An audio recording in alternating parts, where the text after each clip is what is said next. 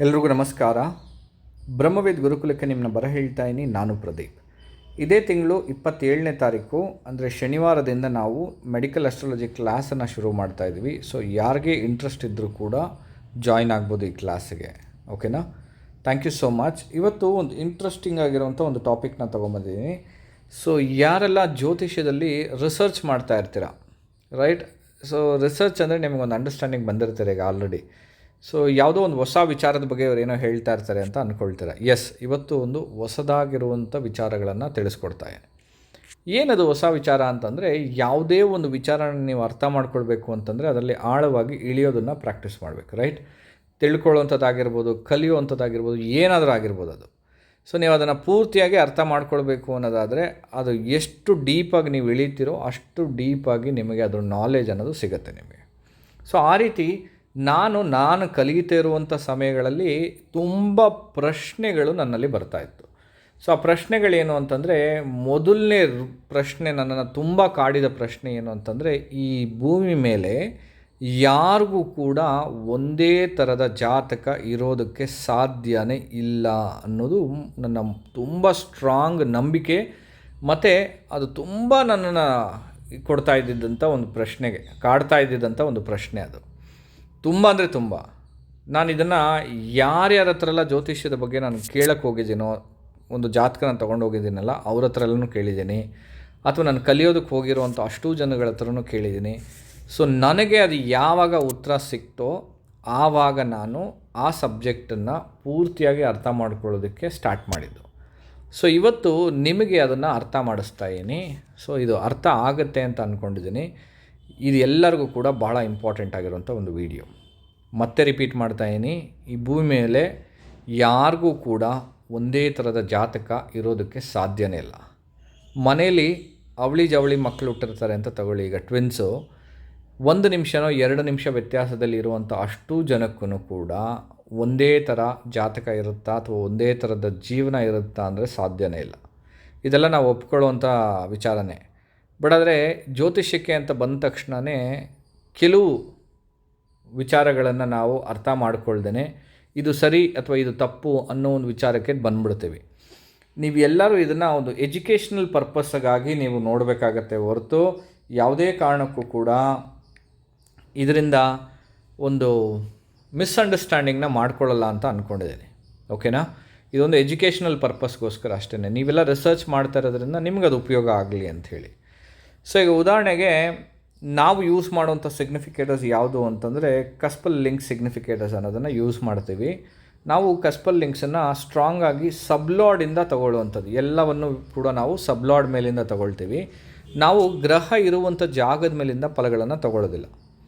ಉದಾಹರಣೆಗೆ ಸೂರ್ಯ ಗ್ರಹ 10ನೇ ಭಾವಕ್ಕೆ ಕನೆಕ್ಟಿವಿಟಿಲಿದ್ದು ಕೇತುನ ನಕ್ಷತ್ರ ಚಂದ್ರನ ಸಬ್ಬಲ್ಲಿ 3, 9, 11ಕ್ಕೆ ಕನೆಕ್ಟಿವಿಟಿನ ತೋರಿಸ್ತಾ ಇದೆ.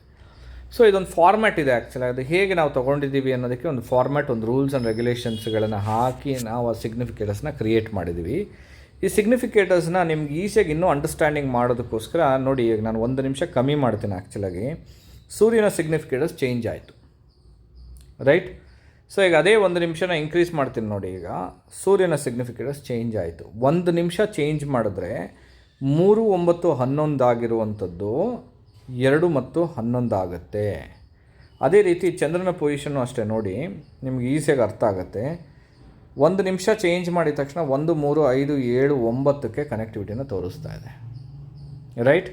ಸೊ ಅದೇ 1 ನಿಮಿಷ ನಾನು ಕಮ್ಮಿ ಮಾಡ್ತಾಯಿದ್ದೀನಿ ಅನ್ನೋವಾಗ ಮತ್ತೆ ಅದು 2, 10 ಮತ್ತು 12ಕ್ಕೆ ತೋರಿಸ್ತಾರೆ. ಈ ರೀತಿ ಎಲ್ಲ ಗ್ರಹಗಳಿಗೂ ಆಗುತ್ತೆ, ಎಲ್ಲ ಭಾವಗಳಿಗೂ ಆಗುತ್ತೆ. ಕೆಲವೊಂದು ಸರಿ ಫಾಸ್ಟೆಸ್ಟ್ ಮೂವಿಂಗ್ ಪ್ಲಾನೆಟ್ ಅಥವಾ ಸ್ಲೋವೆಸ್ಟ್ ಮೂವಿಂಗ್ ಪ್ಲಾನೆಟ್ ಅಂತ ನಾವು ಏನು ಕರಿತೀವಲ್ಲ, ಆ ಗ್ರಹಗಳಿಂದ ಕೆಲವು ಗ್ರಹಗಳಿಗೆ ಸ್ವಲ್ಪ ನಿಧಾನಕ್ಕೆ, ಅಂದರೆ 1 ನಿಮಿಷನ ಅಥವಾ 2 ನಿಮಿಷನ ಚೇಂಜ್ ಮಾಡಿದಾಗ ಆಗುವಂಥ ಸಾಧ್ಯತೆಗಳಿರುತ್ತೆ. ಬಟ್ ಆದರೆ ಇಲ್ಲಿ ಸೇವ್ ಅಂತ ಕೊಟ್ಟಿದ್ದೀನಿ ಈಗ ನೋಡಿ, ಕೆ ಎಸ್ ಕೃಷ್ಣಮೂರ್ತಿಯವರು ಕೊಟ್ಟಿರುವಂಥ ಸಿಗ್ನಿಫಿಕೇಟರ್ಸ್, ಅದನ್ನು ನಾವು ABCD ಸಿಗ್ನಿಫಿಕೇಟರ್ಸ್ ಅಂತ ಕರಿತೀವಿ. ಈ ಸಿಗ್ನಿಫಿಕೇಟರ್ಸ್ ಹೇಗೆ ಕ್ರಿಯೇಟ್ ಆಗಿರೋದು ಅಂತಂದರೆ, ಗ್ರಹ ಇರುವಂಥ ಜಾಗದ ಮೇಲಿಂದ ತೊಗೊಂಡಿರುವಂಥ ಸಿಗ್ನಿಫಿಕೇಟರ್ಸ್, ರೈಟ್? ಸೊ ಈಗ ಕೆ ಎಸ್ ಕೃಷ್ಣಮೂರ್ತಿಯವರು ಕೊಟ್ಟಿರುವಂಥ ಸಿಗ್ನಿಫಿಕೇಟರ್ಸಲ್ಲಿ ABCD ಅನ್ನೋ ಒಂದು ಕಾನ್ಸೆಪ್ಟನ್ನ ಯೂಸ್ ಮಾಡಿದ್ದೀವಿ, ರೈಟ್? ಸೊ ಇದು ಎಲ್ಲರಿಗೂ ಗೊತ್ತಿರೋವಂಥದ್ದೇ. ಇದು ತುಂಬ ಬೇಸಿಕ್ ಆಗಿರುವಂಥ ವಿಚಾರ. ಒಂದು ಲಗ್ನ ಅನ್ನೋದು 2 ಅವರ್ ಇರುತ್ತೆ ಅನ್ನೋದು ನಮಗೆಲ್ಲರಿಗೂ ಕೂಡ ಗೊತ್ತಿರುವಂಥ ವಿಚಾರ. ಸೊ ಆ 2 ಅವರಲ್ಲಿ ಹುಟ್ಟಿರೋ ಅಷ್ಟೂ ಜನಕ್ಕೂ ಒಂದೇ ರಾಶಿ ಚಾರ್ಟ್ ಇರುತ್ತೆ ಅನ್ನೋದು ನಮಗೆಲ್ಲರಿಗೂ ಗೊತ್ತು. ಬಟ್ ಆದರೆ ಈಗ ಈ ಸಿಗ್ನಿಫಿಕೇಟರ್ಸ್ನ ನಾವು ಕ್ರಿಯೇಟ್ ಮಾಡಿರೋದ್ರಿಂದ ಈ ಸಿಗ್ನಿಫಿಕೇಟರ್ಸಿಂದ ಏನಾದರೂ ಬದಲಾಗತ್ತಾ ಅಂತಂದರೆ ಇಲ್ಲ. ಕರೆಕ್ಟ್ ತಾನೆ? ಯಾಕೆ? ಎಲ್ಲ ಗ್ರಹ ಇರುವಂಥ ಜಾಗದ ಮೇಲಿಂದ ತೊಗೊಂಡಿರೋದ್ರಿಂದ ಆ 2 ಅವರ್ ವ್ಯತ್ಯಾಸದಲ್ಲಿ ಹುಟ್ಟೋ ಅಷ್ಟೂ ಜನಕ್ಕೂ ಕೂಡ ಒಂದೇ ಥರದ ಸಿಗ್ನಿಫಿಕೇಟರ್ಸ್ ಇರುತ್ತೆ. ಅದನ್ನು ನೀವಿವಾಗ ಟೆಸ್ಟ್ ಮಾಡಿ ನೋಡ್ಬೋದು. ಬೇಕಾದರೆ 10 ನಿಮಿಷ ಇನ್ಕ್ರೀಸ್ ಮಾಡಿದ್ದೀನಿ. ಇದು ಯಾರಿಗೆ ಚೇಂಜ್ ಆಗುತ್ತೆ ಬೇಗನೆ ಅಂತಂದರೆ, ಸಪೋಸ್ ಆ ಗ್ರಹ ಏನಾದರೂ ಲಗ್ನ ಸಂಧಿಲಿ ಏನಾದರೂ ಇತ್ತು ಅಂತಂದರೆ, ಲಗ್ನ ಸಂಧಿಲಿ ಏನಾದರೂ ಇದ್ದಾಗ ಅದು ಬೇಗ ಚೇಂಜ್ ಆಗುತ್ತೆ. ಅಥವಾ ನಕ್ಷತ್ರ ಸಂಧಿಲಿ ಏನಾದರೂ ಅವರು ಜನನ ಆಗಿದ್ದರೆ ಅದು ಚೇಂಜ್ ಆಗುತ್ತೆ. ಓಕೆನಾ? ಈಗ 1 ನಿಮಿಷ ಇನ್ಕ್ರೀಸ್ ಮಾಡಿದ್ದೀನಿ, 2 ನಿಮಿಷ, 3 ನಿಮಿಷ, 4, 5, 6, 7 ಅಂದರೆ 16 ಇದೆ. ನಾನು ಅಲ್ಲಿ 9ರಿಂದ ಶುರು ಮಾಡಿದ್ರಿಂದ 7 ಅಂತ ಹೇಳ್ತಾ ಇದ್ದೀನಿ. ಅಥವಾ ಇದನ್ನು 10 ಅಂತಲೇ ಇಟ್ಕೊಳ್ಳಿ. 6 ನಿಮಿಷ ಇನ್ಕ್ರೀಸ್ ಮಾಡಿದ್ದೀನಿ ಅಂತ ತಗೊಳ್ಳಿ ಈಗ ಉದಾಹರಣೆಗೆ. ಓಕೆ, 17, 18, 19, 20, 21, 22, 23, 24, 25, 26, 27, 28, 29, 30. ಸೊ 30ಕ್ಕೆ ಒಂದು ಭಾವದ ಪೊಸಿಷನ್ಗಳು ಚೇಂಜ್ ಆಗುತ್ತೆ. ನೀವು ನೋಡ್ಬೋದು ಈಗ. ಎಸ್, ಗುರು ಮತ್ತು ಶುಕ್ರನ ಅಬ್ಸರ್ವ್ ಮಾಡಿ, ಅದೆರಡು ಸ್ವಲ್ಪ ಚೇಂಜ್ ಆಗುತ್ತೆ. ನೀವು ಇಲ್ಲಿ ಅಬ್ಸರ್ವ್ ಮಾಡಿ, ಆಲ್ಮೋಸ್ಟ್ ನಾನು 19 ನಿಮಿಷ ಚೇಂಜ್ ಮಾಡಿದ್ದೀನಿ. ಯಾವಾಗ ಇದು ಲಗ್ನ ಸಂಧಿಲೋ ಅಥವಾ ನಕ್ಷತ್ರ ಸಂಧಿಲೋ ಇದ್ದಾಗ ಅದು ಚೇಂಜ್ ಆಗುತ್ತೆ ಅಂತ ನಾನು ಹೇಳಿದೆ. ಸೊ ಆ ಕಾನ್ಸೆಪ್ಟ್ ಮೇಲೆ ಇದು ಚೇಂಜ್ ಆಗಿರುವಂಥದ್ದು. ಇಲ್ಲ ಅಂತಂದರೆ 2 ಅವರ್ ವ್ಯತ್ಯಾಸದಲ್ಲಿ ಹುಟ್ಟೋ ಅಷ್ಟೂ ಜನಗಳಿಗೂ ಒಂದೇ ಥರದ ಫಲಗಳನ್ನು ಕೊಡುತ್ತೆ. ಒಂದೇ ಥರದ ದಶಾಭುಕ್ತಿ ಬರುತ್ತೆ. ಒಂದೇ ಥರದ ಫಲ ಇರುತ್ತಾ ಅಂತಂದರೆ ಇರೋದಕ್ಕೆ ಸಾಧ್ಯ ಇಲ್ಲ. ಉದಾಹರಣೆಗೆ ಈಗ ಅವಳಿ ಜವಳಿ ಮಕ್ಕಳು ಹುಟ್ಟಿದ್ದಾರೆ, ಟ್ವಿನ್ಸ್ ಅಂತಲೇ ತಗೊಳ್ಳಿ. ಈಗ ಅವ್ರಿಗಿಬ್ರಿಗೂ ಕೂಡ ದಶಾಭುಕ್ತಿ ಸೇಮ್ ಆಗೇ ಇರುತ್ತೆ. ದಶಾಭುಕ್ತಿ ಏನಾದರೂ ಚೇಂಜ್ ಆಗುತ್ತಾ ಅಂದರೆ ಚೇಂಜ್ ಆಗೋದಕ್ಕೆ ಸಾಧ್ಯ ಇಲ್ಲ. 1 ದಿನನೋ 2 ದಿನನೋ ವ್ಯತ್ಯಾಸಗಳು ಬರ್ಬೋದು. ಇವಾಗ ಇಬ್ರಿಗೂ ಸೂರ್ಯದಶೆ ಸೂರ್ಯಭುಕ್ತಿ ನಡೀತಾ ಇದೆ ಅಂತಂದರೆ ಒಂದೇ ಥರದ ಫಲ ಇರೋದಕ್ಕೆ ಸಾಧ್ಯ ಅಂದರೆ ಇಲ್ಲ, ರೈಟ್? ಬಟ್ ಅದು ಇದರಲ್ಲಿ ಆ್ಯಕ್ಚುಲಾಗಿ ಹೇಳಬೇಕು ಅಂತಂದರೆ ಗ್ರಹ ಇರುವಂಥ ಜಾಗ ಅನ್ನೋದು 10ನೇದು. ಅಂದರೆ ಬಿ ಸಿಗ್ನಿಫಿಕೇಟರ್ಲಿರೋದು ಎಲ್ಲನೂ ಕೂಡ ಏನು ಅಂತಂದರೆ ಗ್ರಹ ಇರುವಂಥ ಜಾಗ. ಸೊ ಬಿ ಯಲ್ಲಿರುವಂಥ ಗ್ರಹ ಸೂರ್ಯ ಯಾವ ನಕ್ಷತ್ರದಲ್ಲಿದ್ದಾನೆ ಅಂದರೆ KS ಕೃಷ್ಣಮೂರ್ತಿಯವರು ಕೊಟ್ಟಿರುವಂಥ ಮೊದಲನೇ ರೂಲೇನು, ಗ್ರಹ ತಾನಿರುವಂಥ ನಕ್ಷತ್ರದ ಫಲಗಳನ್ನು ಕೊಡುತ್ತೆ ಅಂತ ಹೇಳಿ ನಂತರ ತನ್ನ ಉಪ ಅಧಿಪತಿಯ ಫಲಗಳನ್ನು ಕೊಡುತ್ತೆ ಅಂತ ಹೇಳಿದ್ರು. ಬಟ್ ಆದರೆ ಇಲ್ಲಿ KS ಕೃಷ್ಣಮೂರ್ತಿಯವರು ABCD ಸಿಗ್ನಿಫಿಕೇಟಲ್ಲಿ ನಕ್ಷತ್ರ ಅಧಿಪತಿವರೆಗೂ ನಿಲ್ಲಿಸಿದ್ದಾರೆ. ಆ ನಕ್ಷತ್ರಾಧಿಪತಿ ಅನ್ನೋದು ಎಲ್ಲಿ ಬರುವಂಥದ್ದು ಆ್ಯಕ್ಚುಲಾಗಿ.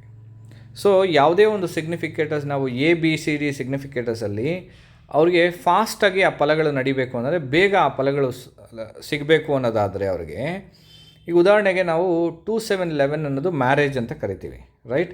ಆ 2711 ಅನ್ನೋ ಒಂದು ಕಾನ್ಸೆಪ್ಟಲ್ಲಿ ಎ ಅಥವಾ ಬಿ ಯಲ್ಲಿ ಏನಾದರೂ ಆ 2711 ಕಾಂಬಿನೇಷನ್ ಅಥವಾ 7th ಹೌಸ್ ಇಂಡಿಕೇಷನ್ ಇತ್ತು ಅಂತಂದರೆ ಆ ಘಟನೆ ಬೇಗ ನಡೆಯುತ್ತೆ ಅವ್ರ ಜೀವನದಲ್ಲಿ ಅಂತ ಅರ್ಥ. ಯಾಕೆ ಅಂತಂದರೆ ಈ A-Bನ ನಾವು ಪ್ರೈಮ್ ಸಿಗ್ನಿಫಿಕೇಟರ್ಸ್ ಅಂತ ಕರಿತೀವಿ. ಅಥವಾ ನೀವು ಜನರಲಾಗಿ ಕೇಳ್ಪಟ್ಟಿರ್ತೀರ ಟೆನೆಂಟೆಡ್ ಅನ್ಟೆನೆಂಟೆಡ್ ಅನ್ನೋ ಒಂದು ವಿಚಾರನ ಕೇಳಿರ್ತೀರ, ರೈಟ್? ಸೊ KPಯಲ್ಲಿ ಟೆನೆಂಟೆಡ್ ಅನ್ಟೆನೆಂಟೆಡ್ ಅನ್ನೋ ಒಂದು ವಿಚಾರನ ರೀಸೆಂಟಾಗಿ ತುಂಬ ಜನ ಪಬ್ಲಿಷ್ ಮಾಡ್ತಾ ಇದ್ದಾರೆ. ಬಟ್ ಆದರೆ ಅದು ತುಂಬ ದಿವಸದಿಂದನೇ KS ಕೃಷ್ಣಮೂರ್ತಿಯವರು ಒಂದು ಬುಕ್ಕಲ್ಲಿ ಮೆನ್ಷನ್ ಮಾಡಿದರು. ಅಂದರೆ ಏನು, ಗ್ರಹ ಇವಾಗ ತನ್ನ ಸ್ವಂತ ನಕ್ಷತ್ರದಲ್ಲೇ ಇದ್ದರೆ ಅದು ಫಲಗಳನ್ನು ಚೆನ್ನಾಗಿ ಕೊಡುತ್ತೆ. ಅಥವಾ ಆ ಗ್ರಹ ಬೇರೆ ಯಾವುದನ್ನ ಒಂದು ಗ್ರಹಗಳಿಗೆ ಸ್ಟಾರ್ ಆಗೋ ಸಬ್ ಆಗೋ ಬಂದಿದ್ರೆ, ಅಂದರೆ ಸ್ಟಾರ್ ಲಾರ್ಡ್ ಆಗೋ ಕನೆಕ್ಟಿವಿಟಿಲಿ ಇದ್ದಾಗ ಅದ್ರ ಫಲಗಳನ್ನು ಹೆಚ್ಚು ಕೊಡುತ್ತೆ, ರೈಟ್? ಸೊ ಆ ರೀತಿ.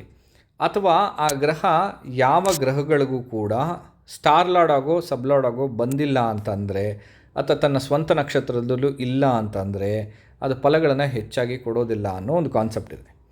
ಓಕೆ, ಸೊ ಇದು ಟೆನೆಂಟೆಡ್ ಅನ್ಟೆನೆಂಟೆಡ್ ಅನ್ನೋ ಒಂದು ವಿಚಾರಗಳನ್ನು ನಾವು ಉಪಯೋಗಿಸ್ಬೇಕಂದ್ರೆ ಅದೆಲ್ಲ ನಾವು ತೊಗೊಳ್ತೀವಿ. ಬಟ್ ಆದರೆ ಅದನ್ನು ಹೆಚ್ಚು ನಾವು ನೋಡೋದನ್ನು ಪ್ರಾಕ್ಟೀಸ್ ಮಾಡಿದ್ದೀವ ಅಂತಂದರೆ ಇಲ್ಲ, ರೈಟ್? ಬಟ್ ಅದನ್ನೆಲ್ಲ ಪ್ರಾಕ್ಟೀಸ್ ಮಾಡ್ಕೊಳ್ಬೇಕು ನಾವು. ಸೊ ಅದು ಹೇಗೆ ಉಪಯೋಗಿಸ್ಬೇಕು ಅನ್ನೋದು ಕೂಡ ನಾವು ಕಲಿಬೇಕು ಆ್ಯಕ್ಚುಲಾಗಿ. ಬಟ್ ಆದರೆ ಈಗ ಈ ABCD ಸಿಗ್ನಿಫಿಕೇಟರ್ಸ್ಗಿನ್ನ ನೆಕ್ಸ್ಟ್ ಅಡ್ವಾನ್ಸ್ಡ್ ಕಾನ್ಸೆಪ್ಟ್ ಆಗಿರುವಂಥದ್ದು, ಅಂದರೆ ನೆಕ್ಸ್ಟ್ ಸ್ಟೆಪ್ಗೆ ಹೋಗಿರೋವಂಥದ್ದು ಯಾವುದು ಅಂತಂದರೆ ಈ ನಾಡಿ ಸಿಗ್ನಿಫಿಕೇಟರ್ಸ್ ಆ್ಯಕ್ಚುಲಾಗಿ. ಯಾಕೆ ಇದನ್ನು ನೆಕ್ಸ್ಟ್ ಸ್ಟೆಪ್ ಅಂದರೆ KPಯಿಂದ ನೆಕ್ಸ್ಟ್ ಲೆವೆಲ್ಗೆ ಹೋಗಿರೋವಂಥ ಒಂದು ಕಾನ್ಸೆಪ್ಟ್ ಯಾವುದು ಅಂದರೆ ಇದು ನಾಡಿ ಸಿಗ್ನಿಫಿಕೇಟರ್ಸ್. ಯಾಕೆ ಹೇಳ್ತಾ ಇದ್ದೀನಿ ಅಂತಂದರೆ ಈ ನಾಡಿ ಸಿಗ್ನಿಫಿಕೇಟರ್ಸಲ್ಲಿ ನೀವು ನೋಡ್ಬೋದು ಆ್ಯಕ್ಚುಲಾಗಿ KS ಕೃಷ್ಣಮೂರ್ತಿಯವರು ಸ್ಟಾರ್ ಲಾರ್ಡ್ಗೆ ನಿಲ್ಲಿಸಿದ್ರು ಅದನ್ನು. ಬಟ್ ಇದನ್ನು ನೆಕ್ಸ್ಟ್ ಬಂದ ರಿಸರ್ಚರ್ಸ್ ಅಥವಾ ಡೆವಲಪರ್ ಏನು ಮಾಡಿದ್ರು, ನೆಕ್ಸ್ಟ್ ಸ್ಟೆಪ್ಪಿಗೆ ತೊಗೊಂಡೋದ್ರು, ಅದನ್ನು ಸಬ್ಲಾರ್ಡನ್ನು ಕೂಡ ಆ್ಯಡ್ ಆನ್ ಮಾಡಿಕೊಂಡ್ರು. ನೀವು ಇಲ್ಲಿ ನೋಡ್ಬೋದು ಇದರಲ್ಲಿ A ಮತ್ತು B ಸಿಗ್ನಿಫಿಕೇಟ್ ಅಂದರೆ ನಕ್ಷತ್ರಾಧಿಪತಿಯವರೆಗೂ ಮಾತ್ರನೇ ತೊಗೊಂಡಿರೋವಂಥದ್ದು. ಈ C ಮತ್ತು D ಅನ್ನೋದು ನಿಮ್ಗೆ ಆಲ್ರೆಡಿ ಗೊತ್ತಿರುತ್ತೆ ಆ್ಯಕ್ಚುಲಾಗಿ. ಈ ನಕ್ಷತ್ರಾಧಿಪತಿನ ಸ್ವಂತ ಮನೆಗಳನ್ನು ನಾವು CL ತೊಗೊಳ್ತೀವಿ, ಗ್ರಹ ಸೂರ್ಯನ ಸ್ವಂತ ಮನೆಗಳನ್ನು ಇಲ್ಲಿ ತೊಗೊಳ್ತೀವಿ DLE ಅನ್ನೋದು, ರೈಟ್.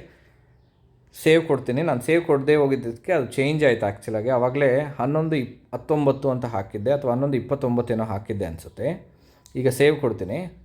ಅದೇ ರೀತಿಯೇ ಇಲ್ಲಿ ನೀವು ನೋಡಿದಾಗ ಸಬ್ಲಾರ್ಡ್ ಲೆವೆಲ್ಗೆ ತೊಗೊಂಡೋಗಿರೋವಂಥದ್ದು, ನೆಕ್ಸ್ಟ್ ಲೆವೆಲ್ಗೆ ಅಪ್ಡೇಟ್ ಮಾಡಿರೋದು. ಸೊ ಗ್ರಹ ತಾನಿರುವಂಥ ನಕ್ಷತ್ರದ ಜೊತೆಯಲ್ಲಿ ತನ್ನ ಉಪ ಅಧಿಪತಿಯ ಫಲನೂ ಕೂಡ ಸೇರಿಸಿ ಕೊಡುತ್ತೆ ಅನ್ನೋದು ನೆಕ್ಸ್ಟ್ ಲೆವೆಲ್ಗೆ ಅಪ್ಡೇಟ್ ಆಗಿರುವಂಥ ಒಂದು ವಿಚಾರ. ಸೊ ಇದರಲ್ಲಿ ಸಬ್ಲಾರ್ಡನ್ನು ಕೂಡ ಇಂಪಾರ್ಟೆಂಟಾಗಿ ತೊಗೊಳ್ತಾರೆ. ಬಟ್ ಸಬ್ಲಾರ್ಡನ್ನು ತೊಗೊಂಡು ಅಂದರೆ ಪ್ಲ್ಯಾನೆಟ್ಗಿನ್ನ ಸ್ಟಾರ್ ಲಾರ್ಡ್ ಸ್ಟ್ರಾಂಗು, ಸ್ಟಾರ್ ಲಾರ್ಡ್ಗಿನ್ನ ಸಬ್ಲಾರ್ಡ್ ಸ್ಟ್ರಾಂಗ್ ಅನ್ನೋ ಒಂದು ಕಾನ್ಸೆಪ್ಟನ್ನು ಇಂಟ್ರಡ್ಯೂಸ್ ಮಾಡ್ತಾರೆ. ಇಂಟ್ರಡ್ಯೂಸ್ ಮಾಡಿದ್ದಲ್ದೇ ಇಲ್ಲಿ ಪ್ರೆಡಿಕ್ಷನ್ ಮಾಡೋದಕ್ಕೆ ಅಂತ ಒಂದು ರೂಲನ್ನು ಯೂಸ್ ಮಾಡ್ತಾರೆ. ಅದನ್ನು 212 ರೂಲ್ ಅಂತ ಕರಿತೀವಿ ನಾವು. ಸೊ 212 ರೂಲ್ ಇಟ್ಕೊಂಡು ನಾವು ಈಸಿಯಾಗಿ ಒಂದು ಜಾತಕನ ಪ್ರೆಡಿಕ್ಷನ್ ಮಾಡ್ಬೋದು. ನಿಮಗೆ ಆ 212 ರೂಲ್ ಗೊತ್ತಿತ್ತು ಅಂತಂದರೆ ನೀವು ಅದನ್ನು ಉಪಯೋಗಿಸಿ. ಅದ್ರ ಬಗ್ಗೆ ನಿಮ್ಗೆ ತುಂಬ ಇನ್ಫಾರ್ಮೇಷನ್ ಬೇಕು ಅಂತಂದರೆ ಕಮೆಂಟಲ್ಲಿ ತಿಳಿಸಿ. ಆ 212 ರೂಲ್ ಏನು ಅನ್ನೋದನ್ನು ತಿಳಿಸ್ಕೊಡ್ತೀನಿ. ನಾಡಿ ಸಿಗ್ನಿಫಿಕೇಟರಲ್ಲಿ 212 ರೂಲ್ ಅನ್ನೋದು ಬಹಳ ಬಹಳ ಇಂಪಾರ್ಟೆಂಟ್ ಆಗಿರುವಂಥ ರೂಲ್. ಇಲ್ಲ ಅಂತಂದರೆ ನೀವು ಗೂಗಲ್ ಮಾಡಿ, ನಿಮ್ಗೆ ಅರ್ಥ ಆಗಿಲ್ಲ ಅಂದರೆ ಕಮೆಂಟಲ್ಲಿ ಹಾಕಿ, ನಾನು ಅದ್ರ ಬಗ್ಗೆ ತಿಳಿಸ್ಕೊಡ್ತೀನಿ, ರೈಟ್. ಸೊ ಬಟ್ ಆದರೆ ಇಲ್ಲೂ ಒಂದು ವಿಚಾರ ಏನು ಅಂತಂದರೆ ಗ್ರಹ ಇರುವಂಥ ಜಾಗದ ಮೇಲಿಂದ ತಗೊಂಡಿರೋ ಕಾರಣದಿಂದ ಇಲ್ಲೂ ಕೂಡ ಏನಾಗುತ್ತೆ ಅಂತಂದರೆ 2 ಅವರ್ ವ್ಯತ್ಯಾಸದಲ್ಲಿ ಹುಟ್ಟಿರೋ ಅಷ್ಟೂ ಜನಕ್ಕೂ ಕೂಡ ಒಂದೇ ಥರದ ಜಾತಕ. ಇಲ್ಲಿ ನೀವು ಕಸ್ಪಲ್ ಪೊಸಿಷನ್ ಚೇಂಜ್ ಆಗುತ್ತೆ ಅಂತ ಅಂದರೂ ಕೂಡ ದಶಾಭುಕ್ತಿ ನಡೀತಾ ಇರಬೇಕಂದಾಗ ಇದೇ ಥರದ ಸಿಗ್ನಿಫಿಕೇಟರ್ಸೇ ಕ್ರಿಯೇಟ್ ಆಗೋದು. KP ಸಿಗ್ನಿಫಿಕೇಟರ್ ಆಗಿರ್ಬೋದು ಅಥವಾ ನಾಡಿ ಸಿಗ್ನಿಫಿಕೇಟರ್ ಆಗಿರ್ಬೋದು, ಇದು 2 ಅವರ್ ವ್ಯತ್ಯಾಸದಲ್ಲಿ ಹುಟ್ಟೋ ಅಷ್ಟೂ ಜನಕ್ಕೂ ಒಂದೇ ಥರದ ಸಿಗ್ನಿಫಿಕೇಟರ್ಸ್ನ ಕ್ರಿಯೇಟ್ ಮಾಡುತ್ತೆ. ಉದಾಹರಣೆಗೆ ಈಗ 10ನ ಸೆಟ್ ಮಾಡಿದ್ದೀನಿ, ಆ್ಯಕ್ಚುಲಾಗಿ ಸೇವ್ ಕೊಟ್ಟಿದ್ದೀನಿ. 11, 12, 13, 14, 15, 16, 17, 18, 19, 20. ಸೊ ಇವಾಗ ನೀವು ಅಬ್ಸರ್ವ್ ಮಾಡ್ಬೋದು ಆ್ಯಕ್ಚುಲಾಗಿ ಎಲ್ಲರಿಗೂ ಕೂಡ ಆ 2 ಅವರ್ ವ್ಯತ್ಯಾಸದಲ್ಲಿ ಹುಟ್ಟೋರು ಅಷ್ಟೂ ಜನಕ್ಕೂ ಒಂದೇ ಥರದ ದಶಾಭುಕ್ತಿ ತೋರಿಸುತ್ತೆ. ಒಂದೇ ಥರದ ದಶಾಭುಕ್ತಿ ನಡೀತಾ ಇರೋದ್ರಿಂದ ಎಲ್ಲರಿಗೂ ಒಂದೇ ಥರದ ಫಲಗಳು ಇರುತ್ತಾ ಅಂತಂದರೆ ಅದು ಸಾಧ್ಯನೇ ಇಲ್ಲ ಆ್ಯಕ್ಚುಲಾಗಿ. ಸೊ ಇದು ನಾನು ರಿಸರ್ಚ್ ಮಾಡಬೇಕಂದಾಗ ನನಗೆ ತುಂಬ ಕಾಡ್ತಾ ಇದ್ದಿದ್ದಂಥ ಒಂದು ಪ್ರಶ್ನೆ. ಒಬ್ಬ ಮನುಷ್ಯ ಒಂದೇ ಥರ ಇರೋದಕ್ಕೆ ಸಾಧ್ಯನೇ ಇಲ್ಲ. ನೋಡೋದಕ್ಕೆ ಬೇಕಾದರೆ ಒಂದೇ ಥರ ಇರ್ಬೋದೇ ಹೊರತು ಅವನ ಗುಣಗಳಾಗಿರ್ಬೋದು, ಅವನ ಯೋಚನೆಗಳಾಗಿರ್ಬೋದು, ಅಥವಾ ಇವನಿಗೆ ಎಜುಕೇಷನ್ ಚೆನ್ನಾಗಿರುತ್ತಲ್ಲ ಇನ್ನೊಬ್ರಿಗೆ ಎಜುಕೇಷನ್ ಚೆನ್ನಾಗಿರುತ್ತೆ ಅಂದರೆ ಇರೋದಕ್ಕೆ ಸಾಧ್ಯ ಇಲ್ಲ. ಅದು ಇವ್ರಿಗೆ ಮ್ಯಾರೇಜ್ ಲೈಫ್ ಸಕ್ಸಸ್ಫುಲ್ ಆಗಿರುತ್ತೆ, ಇನ್ನೊಬ್ರಿಗೂ ಮ್ಯಾರೇಜ್ ಲೈಫ್ ಸಕ್ಸಸ್ಫುಲ್ ಆಗಿರುತ್ತೆ ಅಂದರೆ ಇರೋದಕ್ಕೆ ಸಾಧ್ಯ ಇಲ್ಲ. ಸೊ ಈ ಥರ ಹಲವಾರು ಪ್ರಶ್ನೆಗಳು ನನಗೆ ಕಾಡ್ತಾ ಇದ್ದಾಗ ನನಗೆ ಸಿಕ್ಕಿರುವಂಥ ಉತ್ತರ ಏನು ಅಂತಂದರೆ ಕಸ್ಪಲ್ ಪೊಸಿಷನ್ ಮೇಲಿಂದ ನೀವು ಪ್ರೆಡಿಕ್ಷನ್ ತೊಗೊಳ್ಳೋದು ನಿಮಗೆ ಹೆಚ್ಚು ಫಲಗಳನ್ನು ಕೊಡುತ್ತೆ ಮತ್ತು ಹೆಚ್ಚು ಆ್ಯಕ್ಯುರಸಿಗೆ ನಿಮ್ಮನ್ನು ತೊಗೊಂಡೋಗುತ್ತೆ.